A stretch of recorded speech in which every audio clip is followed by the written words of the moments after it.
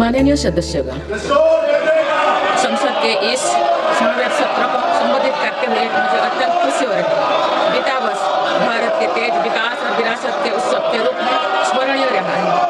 ये कालखंड अपने साथ अनेक प्रेरणाएं लेकर आया है। इस समय वंदे मातरम के 150 वर्ष होने पर पूरे देश में समारोह आयोजित हो रहा है। सभी देशवासी इस महान प्रेरणा के लिए ऋषि बंकिम चंद्र चट्टोपाध्याय जी को नमन कर रहे हैं। मैं आप सभी संसद सदस्यों को बधाई देती हूं कि इस पूर्ण अवसर पर संसद में विशेष चर्चा का आयोजन किया गया है। माननीय सदस्यगण, इसी दौरान देशवासियों ने श्री गुरु तेग बहादुर जी का 350 शहीद दिवस पर्व पूरी श्रद्धा के साथ मनाया। भगवान बिरसा मुंडा के 150 जन्म जयंती वर्ष के दौरान देश ने उन्हें श्रद्धांजलि दी और आदिवासी समाज के योगदान को याद किया। सरदार पटेल की 150वीं जन्म जयंती से जुड़े आयोजन ने एक भारत श्रेष्ठ भारत के भाव को मजबूत दी। सभी देशवासी इस बात के भी साक्षी बने कि कैसे भारत रत्न भूपेन हजारिका की जन्म शताब्दी के समारोह सूर और देश का एकता के भाव से भर दिया गया है। जब देशवासी अतीत के ऐसे महान पड़ावों और अपने पूर्वजों के महान योगदान को याद करते हैं तो नई पीढ़ी के प्रेरणा मिलती है। ये प्रेरणा विकसित भारत के और हमारी यात्रा के ओर गति देती है। माननीय सदस्यगण, वर्ष 2026 के साथ ही हमारे देश इस सदी के दूसरी पड़ाव पर पहुंच गया है। भारत के लिए सदी के पहले 25 वर्षों का समापन अनेक सफलताओं, गौरवशाली उपलब्धियों और असाधारण अनुभवों के साथ हुआ है। बीते 10-11 वर्षों में भारत ने हर क्षेत्र में अपनी नींव मजबूत की है। ये वर्ष 2047 तक विकसित भारत की तेज यात्रा का बहुत बड़ा आधार है।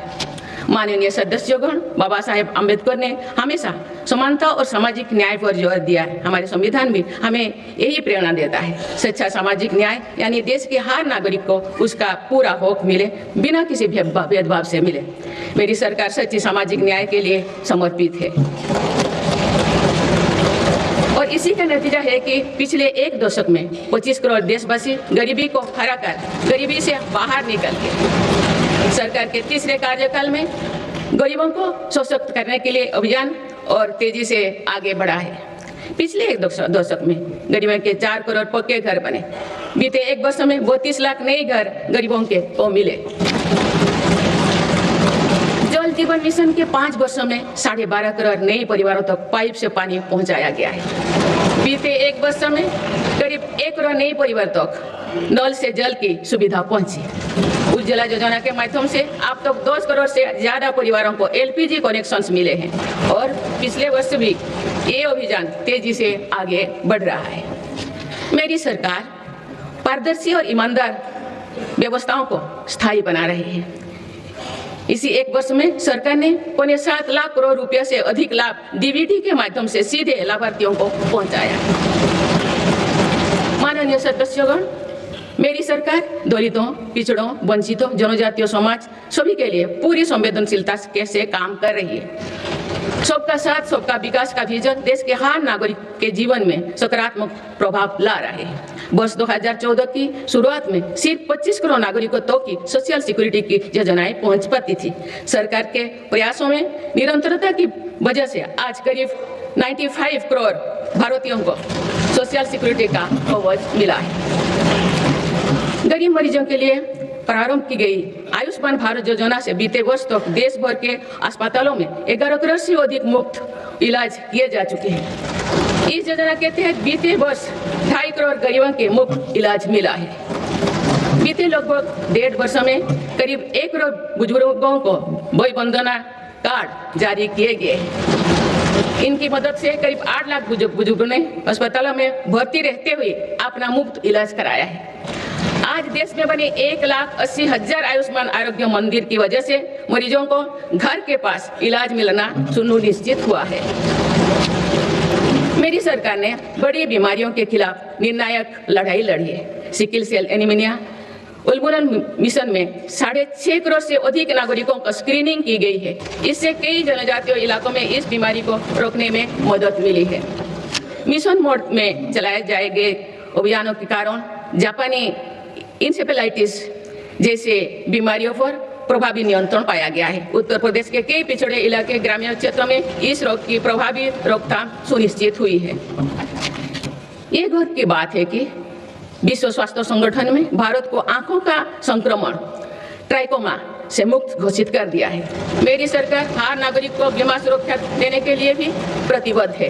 प्रधानमंत्री जीवन ज्योति बीमा योजना और पीएम सुरक्षा बीमा योजना की इसमें बड़ी भूमिका है। इन योजनाओं से करोड़ों जरूरतमंद नागरिकों को बीमा कवरेज मिला है। इनके तहत 24,000 करोड़ रुपया से अधिक का क्लेम भी दिया गया है। ये योजनाएं संकट के समय करोड़ों गरीबों का संबल बनी है। माननीय सदस्यगण, मुझे ये देखकर संतोष है कि आज देश के युवा, किसान, श्रमिक और उद्यमी विकसित भारत के निर्माण में अपनी भूमिका का लगातार विस्तार कर रहे हैं। बीते वर्ष के उत्साहवर्धक आंकड़े इसका प्रमाण है। पिछले वर्ष में भारत ने रिकॉर्ड 350 मिलियन टन से ज्यादा खाद्यान्नों का उत्पन्न हुआ है।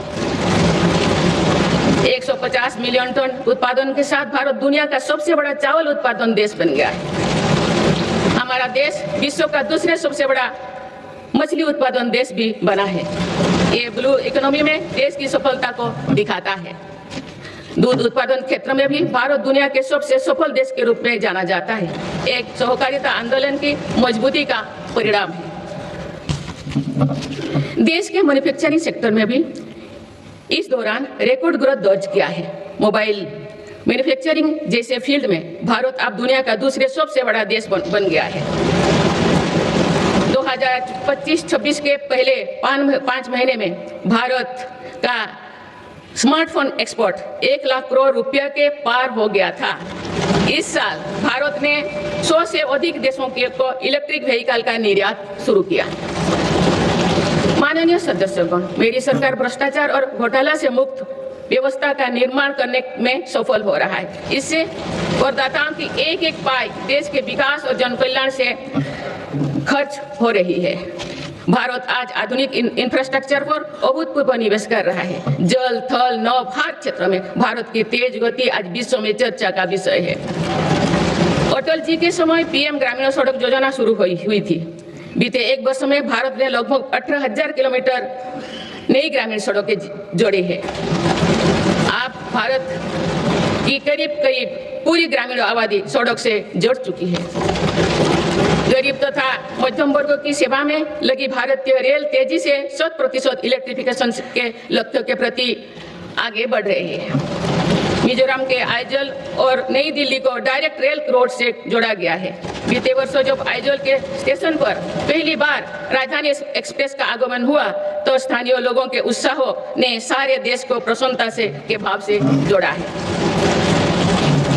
जम्मू कश्मीर में विश्व के सबसे ऊंचे रेलवे आर्च ब्रिज, चुनाव ब्रिज और तमिलनाडु में नई पोंगन ब्रिज का निर्माण कर भारत ने इंफ्रास्ट्रक्चर क्षेत्रों में एक कीर्तिमान स्थापित किया है। आज जम्मू कश्मीर से केरल तक 150 से ज्यादा वंदे भारत ट्रेनों का नेटवर्क खड़ा हो चुका है। कुछ दिन पूर्व ही वंदे भारत ट्रेनों के नई पीढ़ी का पदार्पण हुआ है। बंगाल से असम के बीच वंदे भारत स्लीपर ट्रेनों की शुरुआत भारत की रेल प्रगति की नई उपलब्धि है। भारत के मेट्रो नेटवर्क पर भी देशवासियों को गर्व है। 2025 में भारत का कुल मेट्रो नेटवर्क 1000 किलोमीटर के ऐतिहासिक आंकड़ों को पार कर गया है। भारत दुनिया के तीसरी सबसे बड़े मेट्रो नेटवर्क वाला देश बन गया है। मेरी सरकार ने इनलैंड वाटरवेज के विकास पर भी अनेक काम किए हैं। पहले भारत में राष्ट्रीय जलमार्गों की संख्या 5 थी, जो अब 100 से अधिक हो चुकी है। इससे उत्तर प्रदेश, बंगाल, बिहार समेत पूर्वी भारत के राज्य लॉजिस्टिक हब बनकर उभर रहे हैं। क्रूज टूरिज्म से तटीय और नदी इलाकों में पर्यटन बढ़ रहा है और स्थानीय अर्थव्यवस्था मजबूत हो रही है। माननीय सदस्यगण, स्पेस टूरिज्म भी अब भारत की पहुंच से दूर नहीं है। भारत के युवा अंतरिक्ष यात्री शुभांशु शुक्ला का इंटरनेशनल स्पेस स्टेशन पर पहुंचना एक ऐतिहासिक यात्रा का आरंभ है। आने वाले समय में हमारा देश अंतरिक्ष में भारतीय स्टेशन की स्थापना की दिशा में आगे बढ़ने वाला है। देश बहुत उत्साह के साथ गगनयान मिशन पर भी काम कर रहा है। माननीय सदस्यगण, दशकों से लंबित परियोजनाओं को गति देने के लिए योजनाओं के लाभ को हर लाभार्थी तक पहुंचाने के लिए मेरी सरकार ने प्रगति नाम से एक नई व्यवस्था आरंभ की है। दिसंबर 2025 में प्रगति के 50वें बैठक का ऐतिहासिक पड़ाव भी आया। बीते वर्ष में प्रगति ने 85 लाख करोड़ रुपया से अधिक के प्रोजेक्ट्स के गति थी। लाखों करोड़ रुपया की कल्याणकारी योजनाओं को धरातल पर उतारने में मदद की। रिफॉर्म, परफॉर्म, ट्रांसफर के जिस मंत्रों को लेकर देश चल रहा है, उसकी सफलता में प्रगति की इन बैठक ने बहुत बड़ी भूमिका निभाई है। माननीय सदस्यगण, बीते 11 वर्षों में देश की आर्थिक नींव बहुत मजबूत हुई है। दुनिया में अनेक प्रकार के संकटों के बावजूद भारत दुनिया की फास्टेस्ट ग्रोइंग मेजर इकोनॉमी बना हुआ है। भारत ने महंगाई दर को कम रखने के अपने रिकॉर्ड को और बेहतर किया है।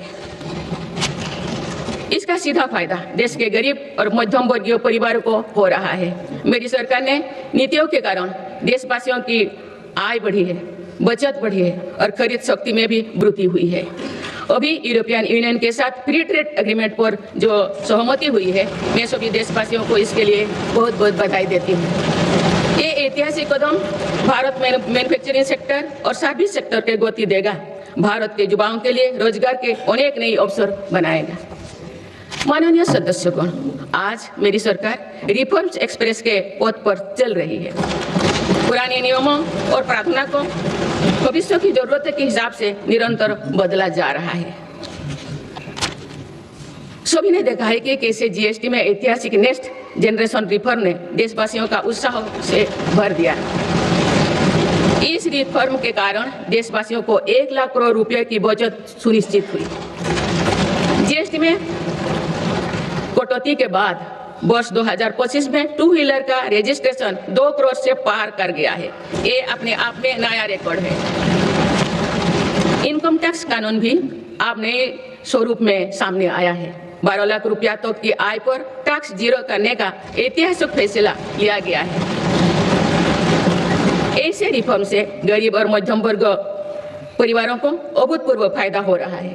इससे देश की अर्थव्यवस्था को भी नई गति मिली है। माननीय सदस्यगण, देश में अनेक नए सेक्टर्स के उदय के साथ ही श्रमिकों के हितों को सुरक्षित करना भी उतना ही आवश्यक है। नई श्रमिक कानून लागू करने के पीछे भी ये उद्देश्य है। लंबे समय से देश के श्रम शक्ति दर्जनों कानूनों में उलझे हुए थे। इसको अब सिर्फ 4 कोड में सीमित किया गया है। इससे श्रमिकों के उचित वेतन, भत्ते और अन्य कल्याणकारी लाभ मिलने आसान हुई है। देश के युवाओं और महिलाओं को इसका खास तौर से फायदा होगा। माननीय सदस्यगण, मेरी सरकार भारत को ग्रीन ग्रोथ और आधुनिक टेक्नोलॉजी का पावर हाउस बनाने में जुटे हैं। तेजी से बढ़ती डिजिटल अर्थव्यवस्था, एआई और डेटा सेंटर्स निवेश बढ़ रहा है। इकोनॉमी के इस नए स्वरूप के लिए अधिक ऊर्जा की भी जरूरत है। इस दिशा में परमाणु ऊर्जा की बड़ी भूमिका है। हाल ही में पारित शांति अधिनियम से 2047 तक 100 गीगावाट परमाणु ऊर्जा का लक्ष्य पाने में मदद मिलेगी। इस ऐतिहासिक रिफॉर्म के लिए मैं आप सभी का बहुत बहुत अभिनंदन करती हूँ। न्यूक्लियर के अलावा भारत सोलर पावर सेक्टर में तेजी से आगे बढ़ रहा है। पीएम सूर्यघर मुक्त बिजली योजना से देश के आम उपभोक्ता आप बिजली के उत्पादक बन रहे हैं। आप तक लगभग 20 लाख रूफटॉप सोलर सिस्टम लगाए जा चुके हैं। इससे लाखों परिवारों के घर में बिजली का उत्पादन बढ़ा है और इन परिवारों के बिजली बिल कम हुई है। इन सभी प्रयासों से भारत 1 दशक के अंत तक 500 गीगावाट की रिन्यूएबल एनर्जी कैपेसिटी को लक्ष्य पर जरूर हासिल करेगा।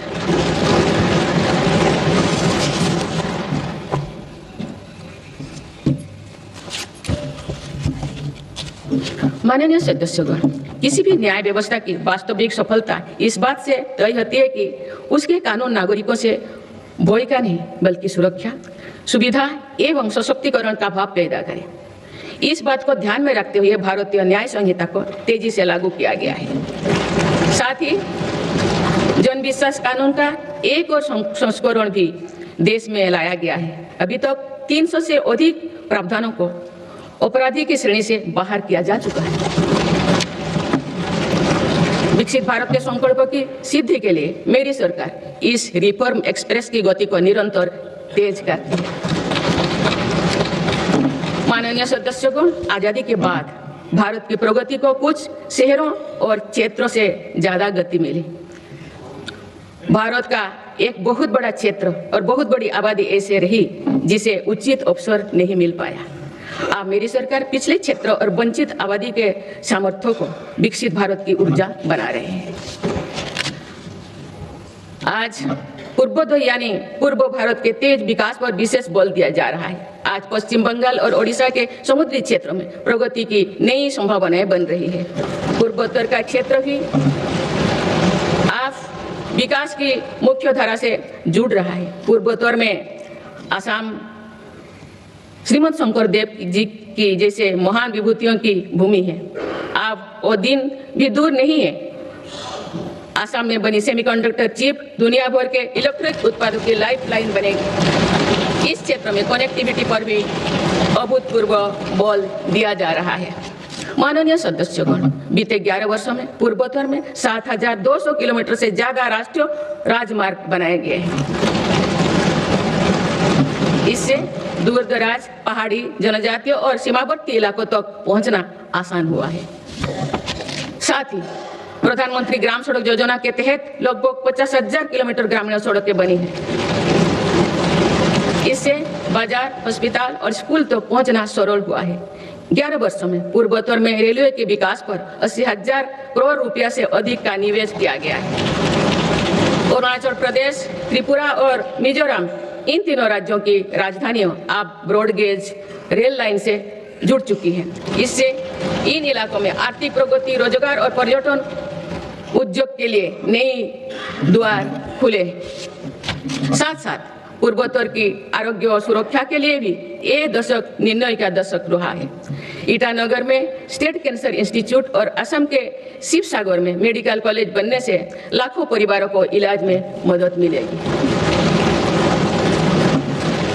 सिक्किम के सिच्चे में मेडिकल कॉलेज और अगरतला में महिलाओं और बच्चों का अस्पताल बनने से भी बड़ी सुविधा होगी। इस तरह के प्रयासों से पूर्वोत्तर में एक बड़ा हेल्थ इंफ्रास्ट्रक्चर तैयार हो रहा है। माननीय सदस्यगण, जो पिछड़ा हो वो मेरी सरकार की प्राथमिकता है। पीएम जनमन योजना पीएम जनमन योजना आदिवासियों में भी सबसे पीछे जनजातियों की 20,000 से ज्यादा गांवों को विकास से जोड़ा जा रहा है। इन गांवों में गरीबों के करीब 2.5 लाख घर इसी योजना के माध्यम से बने हैं। धरती आबा जनजातियों ग्राम उत्कर्ष अभियान से भी आदिवासी क्षेत्रों में विकास को अभूतपूर्व गति मिल रही है। इन दोनों योजनाओं पर सरकार 1 लाख करोड़ रुपया से अधिक खर्च कर रही है। पिछले 11 वर्षों में अनुसूचित जाति के लाखों छात्रों को 42,000 करोड़ रुपए से अधिक की पोस्ट मैट्रिक छात्रवृत्ति दी गई है। इससे करीब 5,000 विद्यार्थियों को लाभ हुआ है। 5 करोड़ विद्यार्थियों को लाभ हुआ है। आदिवासी क्षेत्रों में सरकार ने 400 से अधिक एकलव्य आदर्श आवासीय विद्यालय भी खोले हैं। इनमें जनजातीय बच्चों को अच्छी शिक्षा और बेहतर भविष्य मिल रहा है।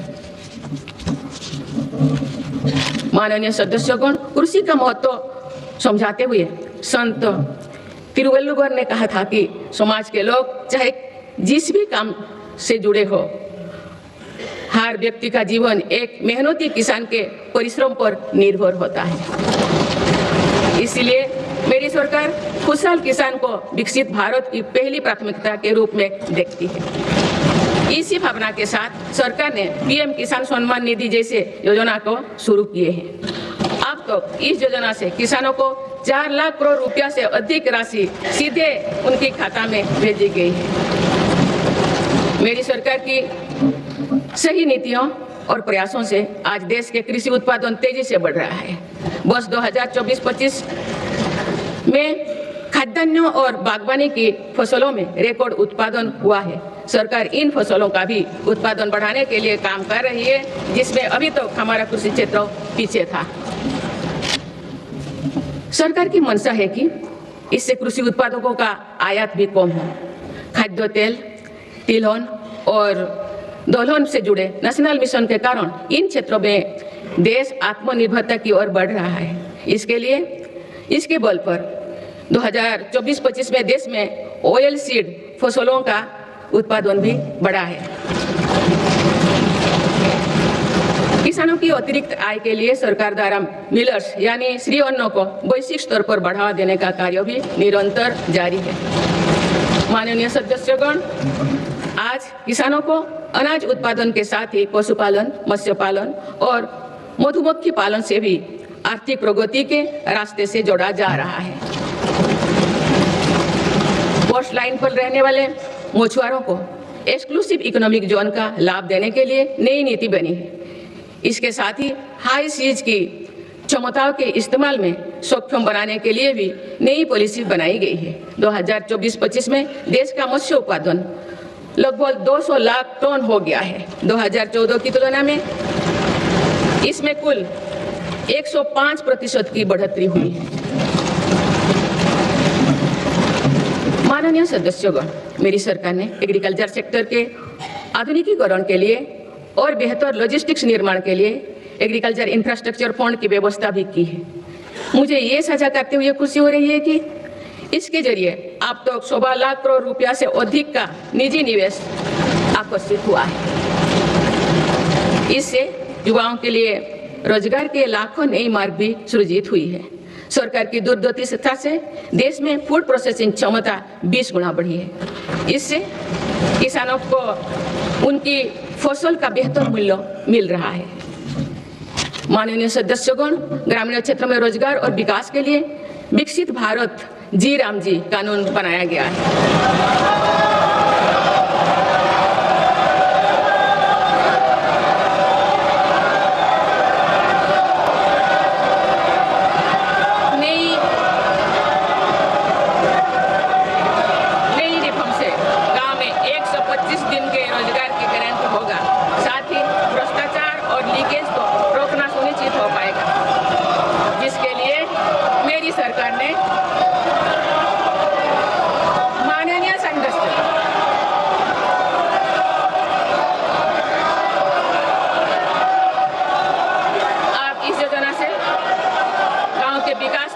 मिलेगी और किसान, पशुपालन और मछुआरे साथियों के लिए नई सुविधाएं निर्मित होगी।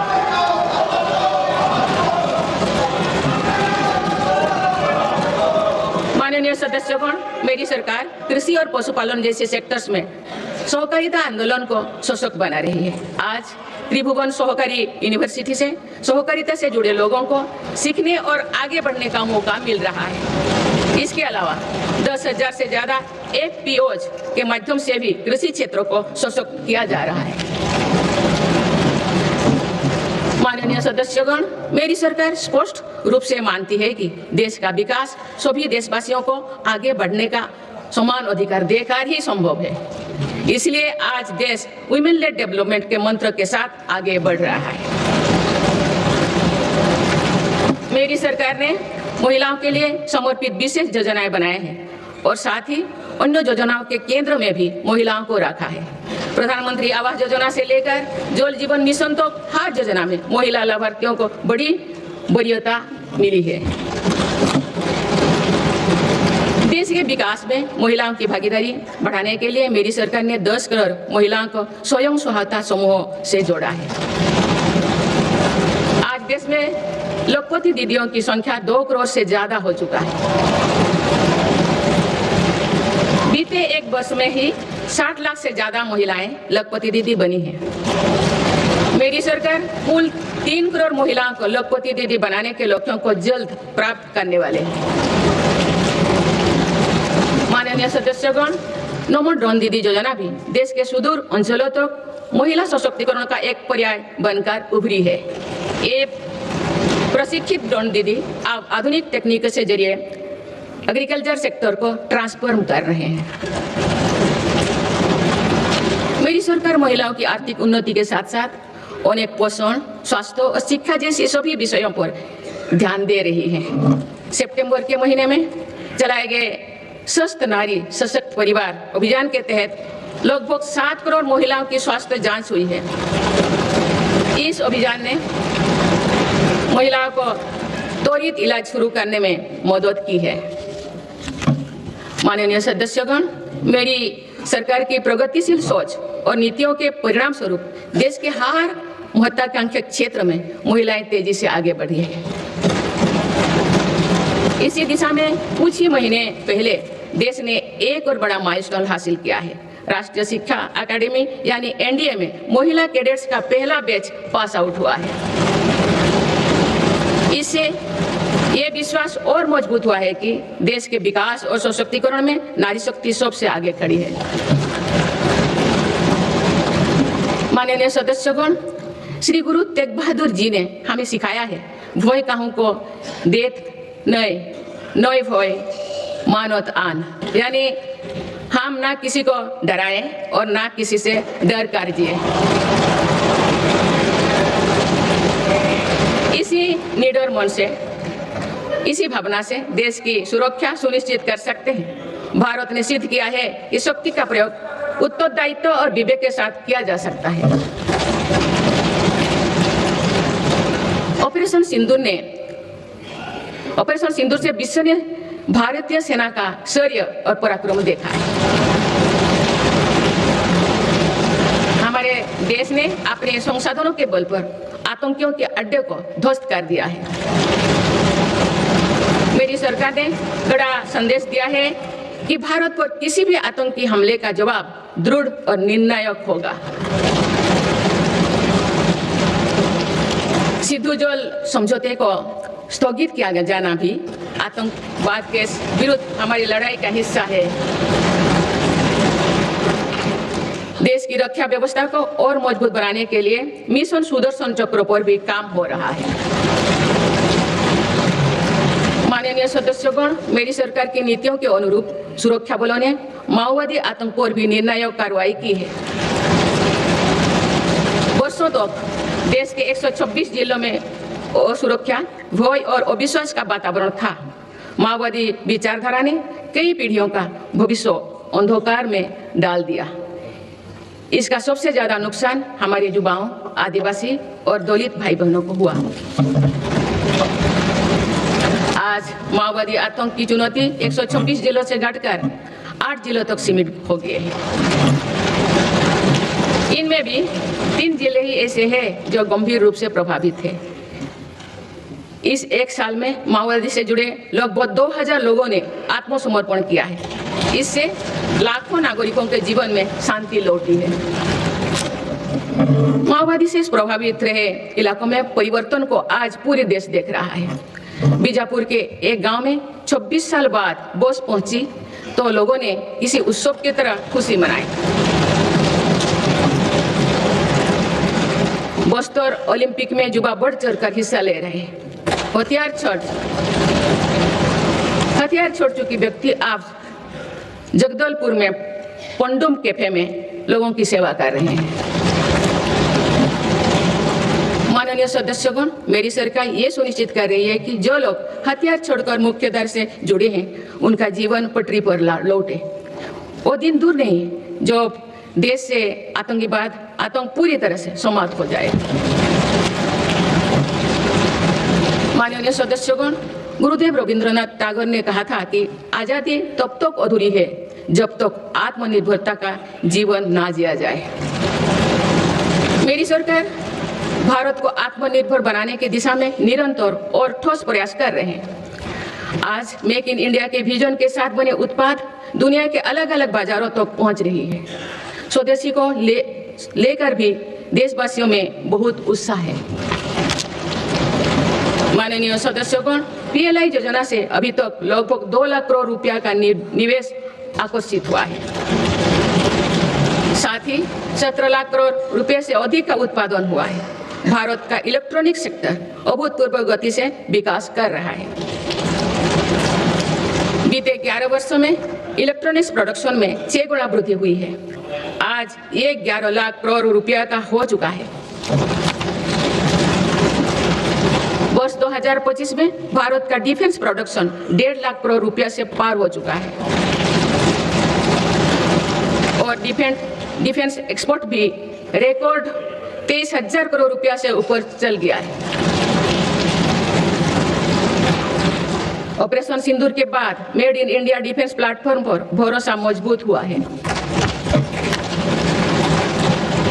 माननीय सदस्यगण, निवेश और निर्यात के मामले में भारत की वैश्विक हिस्सेदारी निरंतर बढ़ रही है। बीते 11 वर्षों में भारत में लगभग $750 बिलियन का FDI आया है। मेरी सरकार भारत में नई सेक्टर्स को प्रोत्साहित दे रही है। आधुनिक मैन्युफैक्चरिंग और भविष्य की टेक्नोलॉजी के लिए माइक्रोचिप में आत्मनिर्भरता बहुत आवश्यक है। वर्ष 2025 में 4 और सेमीकंडक्टर मैन्युफैक्चरिंग यूनिट को मंजूरी दी गई है।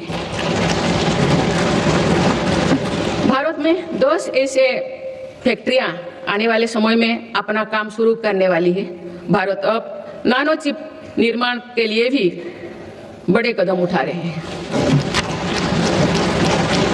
माननीय सदस्यगण, चिप के अलावा एक और बहुत बड़ा क्षेत्र है जिसको लेकर मेरी सरकार ने मिशन मोड पर काम शुरू किया है। राष्ट्रीय क्रिटिकल मिनरल्स मिशन से जरूरी मिनरल के लिए विदेशों पर निर्भरता को कम किया जा रहा है।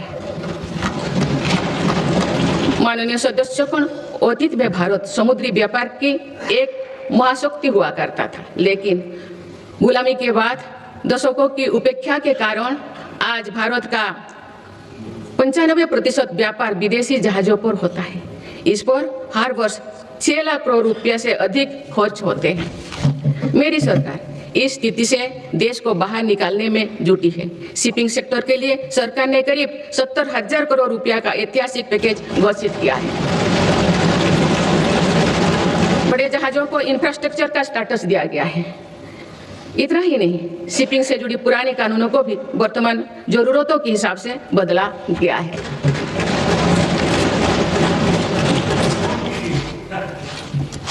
माननीय सदस्यगण, केरल के महान संत श्री नारायण गुरु कहते थे, शिक्षा से ज्ञान प्राप्त करो और संगठन से शक्तिशाली बनो। क्योंकि एक राष्ट्र जब सपने देखता है तो उन सपनों का दृष्टा भी उस राष्ट्र का युवा होता है और उनका निर्माता भी वही युवा होता है। आपको ये जानकर खुशी होगी कि बीते 11 वर्षों में के दौरान देश में सिर्फ इलेक्ट्रॉनिक मैन्युफैक्चरिंग सेक्टर में 25 लाख से अधिक नई रोजगार सृजित हुई है। मेरी सरकार की नीतियों के कारण आज देश में कई नए सेक्टर्स का भी उदय हो रहा है। Semiconductor, green energy, green hydrogen जैसे इन क्षेत्रों में नए रोजगार बन रहे हैं। माननीय सदस्यगण, मेरी सरकार ने बीते वर्षों में आधुनिक इंफ्रास्ट्रक्चर के निर्माण पर 50 लाख करोड़ से अधिक राशि खर्च की है। इंफ्रास्ट्रक्चर पर हुई इस निवेश ने युवाओं के लिए बड़ी संख्या में रोजगार का निर्माण किया है। माननीय सदस्यगण, आज भारत के युवा मन में हम एक और सकारात्मक बदलाव देख रहे हैं। देश का युवा आत्मनिर्भर भारत, स्वदेशी और मेक इन इंडिया को अपनी जिम्मेदारी मान रहे हैं। मुद्रा योजना जैसे प्रयास इन युवाओं में उद्यमिता और स्वरोजगार की भावना को बढ़ावा दे रहे हैं। इस स्कीम के तहत अभी तक 38 लाख करोड़ रुपया से अधिक का फंड छोटे छोटे उद्यमियों को मिला है। करीब 12 करोड़ से अधिक लोन पहली बार स्वरोजगार शुरू करने के लिए दिए गए हैं। इसी तरह पीएम विश्वकर्मा योजना के तहत देश के 20 लाख से अधिक कारीगरों को ट्रेनिंग और बैंक से मदद दी जा रही है। पीएम स्वनिधि योजना के तहत भी रेहड़ी फुटपाथ पर काम करने वाले 72 लाख लोगों को 16,000 करोड़ रुपया की मदद मिल चुकी है। माननीय सदस्यगण, अभी हाल ही में स्टार्टअप इंडिया प्रोग्राम ने अपने 10 लाख पूरे किए हैं। इन 10 साल पूरे किए हैं। इन 10 वर्षों में भारत दुनिया का तीसरा बड़ा स्टार्टअप इकोसिस्टम बन गया है।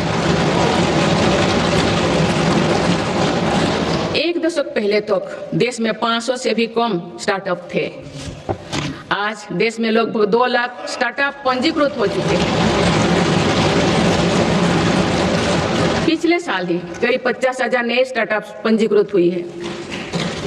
हमारे स्टार्टअप नेटवर्क में 20 लाख से अधिक युवा काम कर रहे हैं। इन स्टार्टअप्स में से 45% में कम से कम एक डायरेक्टर महिला है। माननीय सदस्यगण, बीते एक वर्ष में विभिन्न रोजगार मेले के माध्यम से मेरी सरकार ने लाखों युवाओं को पक्की नौकरी दी है। प्राइवेट सेक्टर में भी 1 लाख करोड़ रुपए के बजट की प्रधानमंत्री विकसित भारत रोजगार योजना लागू की गई है। इसके तहत 3.5 करोड़ नए रोजगार सृजित किए जा रहे हैं। मेरी सरकार के प्रयासों से आईटी सर्विस, इलेक्ट्रॉनिक्स मैन्युफैक्चरिंग और ग्लोबल कैपेबिलिटी सेंटर्स में भी 1 करोड़ से अधिक युवाओं को रोजगार मिला है। माननीय सदस्यगण, बीते वर्ष देश में 1 लाख से ज्यादा मोबाइल टावर्स के जरिए 4G और 5G नेटवर्क को देश के कोने-कोने तक पहुंचाया गया है। डिजिटल इंडिया के विस्तार ने भारत को हजारों करोड़ की क्रिएटिव इकोनॉमी के एक बड़े ग्लोबल सेंटर के रूप में पहुंचाना दी गई है। क्रिएटिव इकोनॉमी को और गति देने के लिए मेरी सरकार ने वेब्स का नया प्लेटफॉर्म भी बनाया है। माननीय सदस्यगण, आज टेक्नोलॉजी तेजी से बदल रही है। इसके कारण जॉब्स का नेचर भी तेजी से बदलता जा रहा है। इसीलिए नेशनल एजुकेशन पॉलिसी को वर्तमान और भविष्य की जरूरतों के हिसाब से तैयार किया गया है। आज स्कूल के स्तर से भी बच्चों में टेक्नोलॉजी और इनोवेशन का माइंडसेट बनाया जा रहा है। इससे अटल इनोवेशन मिशन प्रभावी काम कर रहे हैं। अभी तक देश भर में 1 करोड़ से अधिक विद्यार्थियों को अटल टिंकरिंग लैब्स का लाभ मिल चुका है। इसके अलावा राष्ट्रीय अनुसंधान फाउंडेशन के माध्यम से भी रिसर्च और डेवलपमेंट के कल्चर को गति मिल रही है। माननीय सदस्यगण, देश के आईटीआई नेटवर्क को अपग्रेड करने के लिए 1000 आईटीआई को फ्यूचर रेडी बनाया जा रहा है। इस पर पीएम सेतु योजना के तहत 60,000 करोड़ रुपया खर्च किए जा चुके हैं। मेरी सरकार आधुनिक टेक्नोलॉजी के लिए एक इंडस्ट्री रेडी वर्कफोर्स तैयार कर रही है। अब तक 60,000 युवाओं को सेमीकंडक्टर उद्योग के लिए प्रशिक्षित किया जा चुका है। 10 लाख युवाओं को एआई के क्षेत्र में प्रशिक्षण दिया जा रहा है। माननीय सदस्यगण, आज एआई के दुरुपयोग से पैदा हो रहे क्षेत्र के विषय में गंभीर होना बहुत आवश्यक है। डीप फेक, मिस इन्फॉर्मेशन और फेक कंटेंट लोकतंत्र, सामाजिक सौहार्द और जनता के विश्वास के लिए बड़ा खतरा बनते जा रहे हैं। इस गंभीर विषय पर आप सभी को मिलकर विचार करना चाहिए। माननीय सदस्यगण, भारत के युवाओं और मेरी सरकार के साझा प्रयासों से देश में खेलों का भी अभूतपूर्व विकास हो रहा है। जिस प्रकार हमारे बेटियों का और हमारे दिव्यांग साथियों का प्रदर्शन हो रहा है वो शानदार है। भारत की महिला क्रिकेट टीम ने पहली बार विश्व कप जीता है। इसी प्रकार ब्लाइंड वुमेन क्रिकेट टीम ने भी वर्ल्ड कप जीता। मैं अपनी बेटियों को बहुत बहुत शुभकामनाएं देती हूँ। इसी तरह आगे बढ़ते रहे। माननीय सदस्यगण, बीते दशक में भारत में खेल से जुड़े हर व्यवस्था में रिफॉर्म किए गए हैं। मेरी सरकार ने खेलो भारत नीति बनाए हैं और खेलों से जुड़े संस्थानों को पारदर्शी बनाया जा रहा है। हमारी तैयारियां और आत्मविश्वास का परिणाम है कि भारत को 2030 कॉमनवेल्थ गेम्स की मेजबानी का दायित्व दिया जा रहा है। आप सबको सहयोग करना है। मुझे विश्वास है कि देश की एक समर्थ युवा शक्ति विकसित भारत के निर्माण में निर्णायक भूमिका निभाएगी। मेरी सरकार ने देश की युवा शक्ति को राष्ट्र चिंतन से जोड़ने के लिए विकसित Bharat young leaders dialogue platform भी शुरू किया है। इस वर्ष इस मंच से करीब 50 लाख नौजवानों ने रजिस्ट्रेशन किया। अभी तक माई भारत संगठन से भी करीब 2 करोड़ युवा जुड़ चुके हैं। माननीय सदस्यगण, आप आप सब जानते हैं कि इस समय विश्व एक कठिन कालखंड से गुजर रहा है। लंबे समय से चले आ रहे वैश्विक समीकरण भी आज बदल रहे हैं। युद्धों की अनिश्चितताओं ने भी वैश्विक स्थिरता और वैश्विक अर्थव्यवस्था को संकट में डाल रखा है। इन सब परिस्थितियों के बीच भी भारत तेज गति से विकास के राह पर आगे बढ़ रहा है।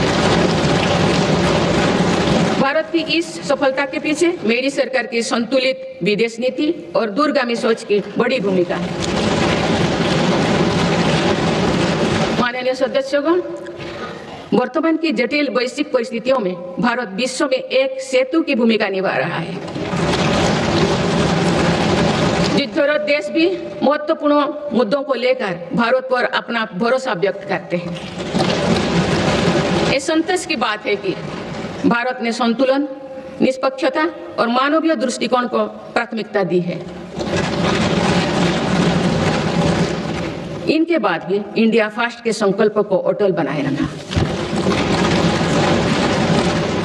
माननीय सदस्यगण, भारत ने पूरे विश्व में ग्लोबल साउथ की आवाज को और मुख्यता से तेज किया है। इनमें अफ्रीका और लैटिन अमेरिका सहित ऐसे सभी भूभागों में नई पार्टनरशिप्स बनाए हैं और पुराने संबंधों को मजबूती दी है। भारत ने बिम्स्टेक, G20, ब्रिक्स, एससीओ और अन्य अंतर्राष्ट्रीय मंचों पर अपनी उपस्थिति को भी लगातार मजबूत बनाया है। माननीय सदस्यगण, भारत का हमेशा ये मानना रहा है कि ग्लोबल पॉलिटिक्स और कोऑपरेशन का अंतिम ध्येय मानवता की सेवा होना चाहिए। देश ने अपने एक्शन से इसके प्रेरणादायक उदाहरण भी पेश किए हैं। Latin America, south east Asia, Pacific islands और पड़ोसी देशों में संकट के समय आगे आकर हर संभव सहायता पहुंचाई। नवंबर 2025 में श्रीलंका में साइक्लोन दितवाह के दौरान मेरी सरकार ने ऑपरेशन सागर बंधु चलाया है। हमारे देश ने म्यांमार और अफगानिस्तान में भी फास्ट रेस्पॉन्डर की भूमिका निभाई है। माननीय सदस्यगण, भारत अपनी व्यापक भूमिका और सकारात्मक सक्रियता के साथ आज कई वैश्विक संगठनों में बड़ी जिम्मेदारियां निभा रहे हैं। इस साल ब्रिक्स की अध्यक्षता भारत के पास है और दुनिया इसे सकारात्मक दृष्टि से देख रहे है। भारत भविष्य के अवसरों और चुनौतियों को देखते हुए वैश्विक समुदाय को एक मंच पर लाने के लिए ग्लोबल एआई इम्पैक्ट समिट भी करने जा रहा है। ये आयोजन भी दुनिया के लिए एक महत्वपूर्ण इवेंट साबित होगा। माननीय सदस्यगण, विकसित भारत के लक्ष्य तक पहुंचने के लिए जितना महत्व आधुनिक विकास को देना है, उतना ही महत्व अपने राष्ट्रीय आत्मसम्मान और सांस्कृतिक स्वाभिमान को भी देना है। सांस्कृतिक दृष्टिकोण से भारत विश्व के समृद्धतम देशों में से एक है। मेरी सरकार इस विरासत को देश की ताकत बनाने के लिए काम कर रही है। गुलामी के कालखंड में मकाले के षड्यंत्र द्वारा भारत के लोगों में हीन भावना में भरने काम किया गया था। आप आजादी के बाद पहली बार मेरी सरकार ने ही उसे तोड़ने का साहस किया है। माननीय सदस्यगण, आज देश अपनी सांस्कृतिक धरोहर को सहेजने और संवारने के लिए हर मोर्चों पर काम कर रहा है। इसी दिशा में मेरी सरकार के प्रयासों से 100 वर्षों बाद भगवान बुद्ध के पवित्र अवशेष वापस भारत लौटे।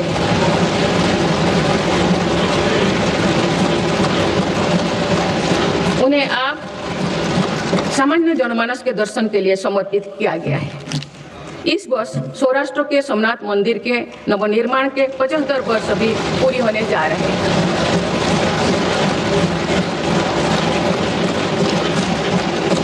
सोमनाथ मंदिर पर हुए आक्रमण के बाद 1000 वर्षों की यात्रा भारत की धार्मिक निष्ठा, समानता संस्कृति और चिरस्थायी का प्रतीक है।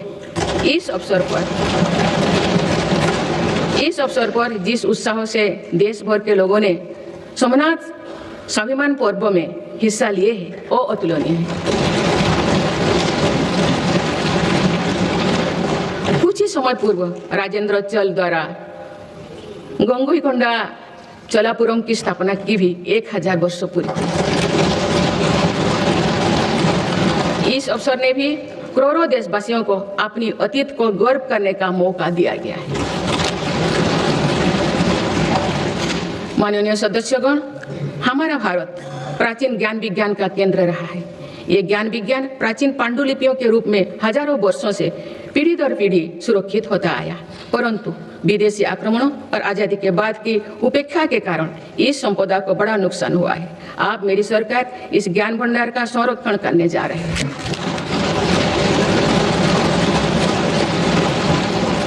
ज्ञान भारतम अभियान के माध्यम से देश भर के प्राचीन पांडुलिपियों के डिजिटलीकरण का काम शुरू किया गया है।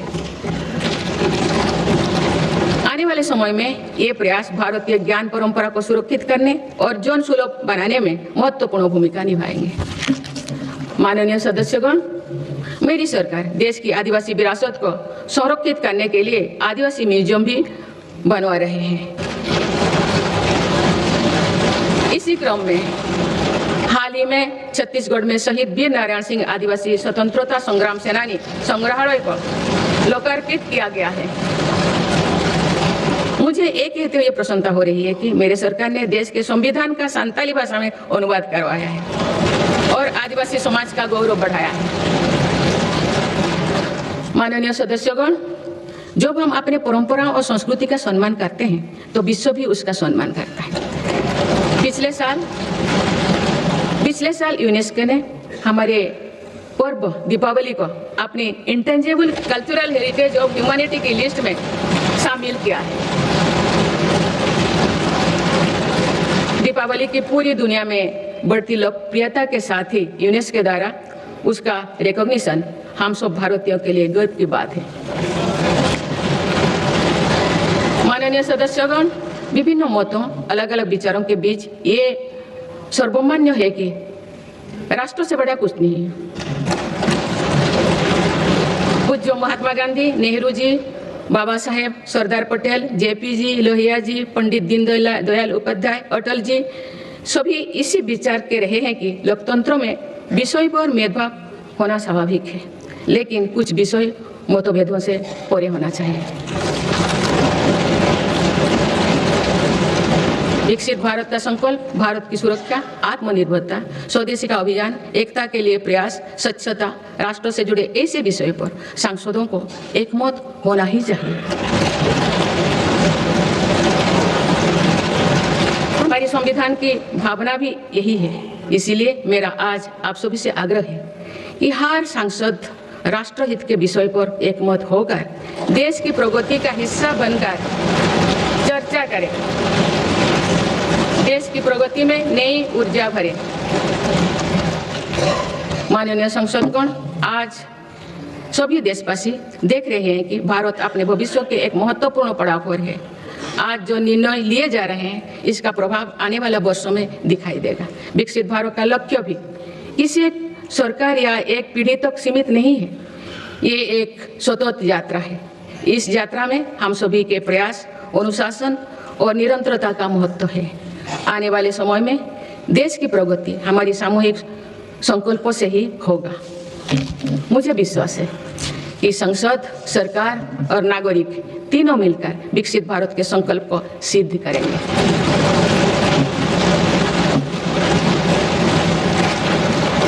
हम भारतवासी राष्ट्रहित को सर्वोपरि रखते हुए संवैधानिक मूल्यों के साथ आगे बढ़ेंगे। सभी देशवासी अपने कर्तव्यों का निर्वहन राष्ट्रहित, राष्ट्र कल्याण में करेंगे। इसी विश्वास के साथ मैं सभी सांसदों को एक सफल और सार्थक सत्र के लिए बहुत बहुत शुभकामनाएं देती हूँ। धन्यवाद। जय हिंद, जय भारत।